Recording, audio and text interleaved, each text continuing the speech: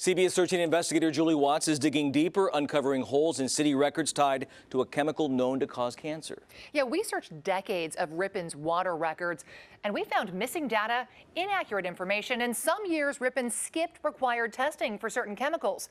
We've now spoken with 7 of the parents whose kids have cancer, and they want answers. We promised that we would check off every box that we could check off to make sure that these children don't get sick anymore. Their sons, Kyle and Mason, were diagnosed with cancer a year apart. Kelly and Monica first focused on the cell tower at Weston Elementary as a possible contributor. It's since been removed. So I just got 2 more entries. Now, unintentional activists, they're compiling a list of other people in Ripon with cancer. And as that list grows, they're broadening their focus to include the chemicals found in Ripon's water. So what does this list tell you? There's a serious problem. The cancers on their list include kidney, liver, breast, leukemia, and others linked to trichloroethylene, or TCE, and its sister chemicals. TCE was used to decaffeinate coffee at the former Nestle plant in Ripon in the 70s and was later found in the groundwater in the late 80s. Nestle is now required to track the chemicals by testing the water in wells in Ripon, and records show they've migrated away from the plant towards homes and schools. Hi there, Mr. Johnston?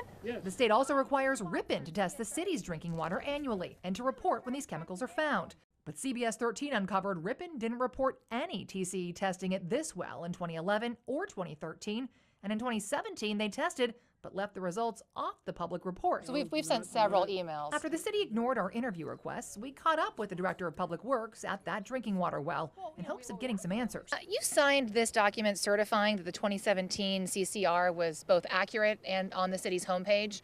Neither of those were true. Did you review the documents before you signed them? Yes, I did, and we inadvertently did miss the TCE on The city says it simply forgot to report the TCE, but corrected the mistake 8 months later following media attention of the recent child cancer cases. That's quite the human error. An excuse that doesn't sit well with Kelly and Monica. For how long have they done that? How long have they known that TCE has been in the water, but left it off of an annual report that's supposed to be given to the public? TCE, the #1 cancer causing of TCE is kidney cancer. That's what my son had. Liver cancer is the second. That's what my neighbor died of. So why did we not know?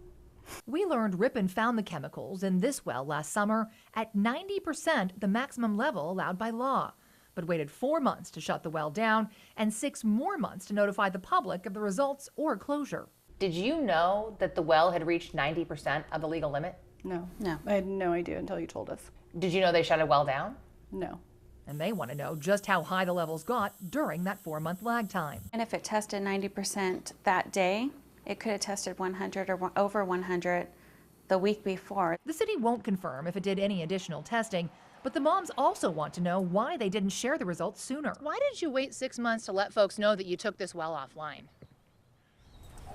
again, I'm going to have to ask you that we can do this another time. We're still waiting for that interview, but it's important to note this is only one of 5 drinking water wells.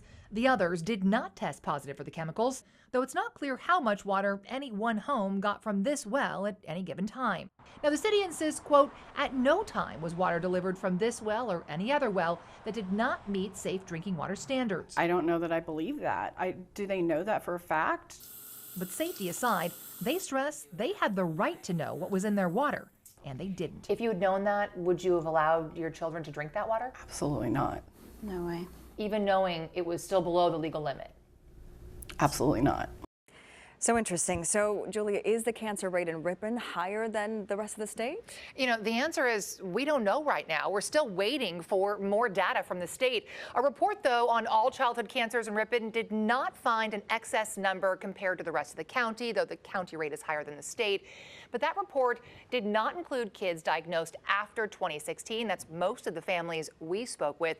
It also didn't look at adults with cancers. And as you know, cancer can take years to develop. So we hope to have more information soon. We know you'll follow up, Julie. Thank you.